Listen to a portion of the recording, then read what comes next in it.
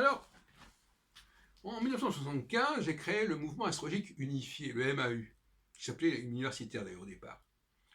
Et c'est un mouvement saturnien, qui est né d'ailleurs à une période où Saturne était puissant, dans mon système en tout cas. Et ce mouvement divisait clairement la société astrologique en trois temps, en trois catégories. Les chercheurs, les enseignants et les praticiens. Et on ne mélangeait pas ces trois catégories. Or, aujourd'hui, on a tendance à les mélanger.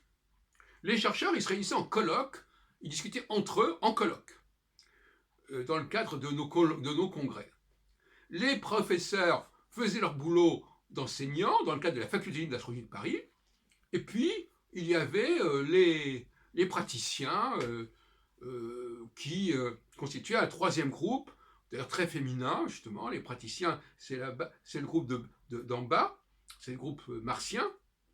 Les enseignants, c'est le groupe jupitérien, et les chercheurs, c'est le groupe saturnien, pour reprendre le système ternaire que j'ai déjà exposé encore aujourd'hui. Voilà, donc le problème, c'est qu'à partir de 1990, les chercheurs et les enseignants, on a essayé de les mélanger. On a fait des colloques avec Yves Lenoble, où le public était des étudiants, et non pas des chercheurs, où les intervenants étaient des enseignants et non pas des chercheurs, et ça a complètement modifié, déstabilisé tout ce que nous avions construit au mouvement astrologique unifié. Et si ça n'avait pas été le cas, si Lenoble n'avait pas, avec Solange de Maïnel par exemple, et l'Agapé, envahi le milieu astrologique, surtout en introduisant de l'argent, parce que les enseignants ont beaucoup plus d'argent que les chercheurs, donc ils ont payé les conférenciers, et ça a été une forme de corruption, on peut dire de cette manière.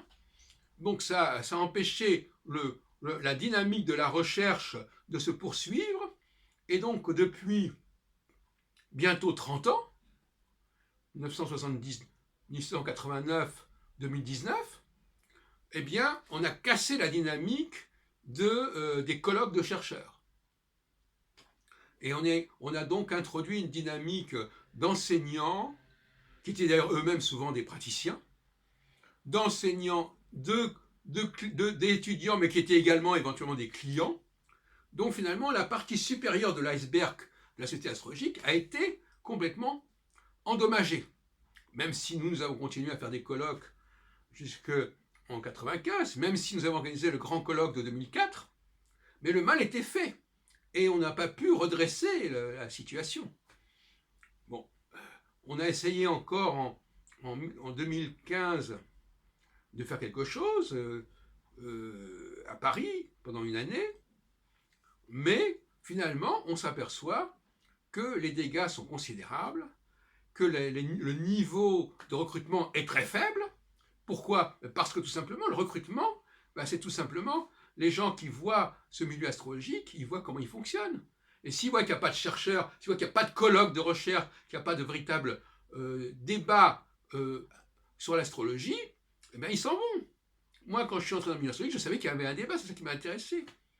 Maintenant, on n'invite plus dans les colloques que les gens qui ont le même avis, qui pratiquent la même astrologie. On évite les autres, on les exclut.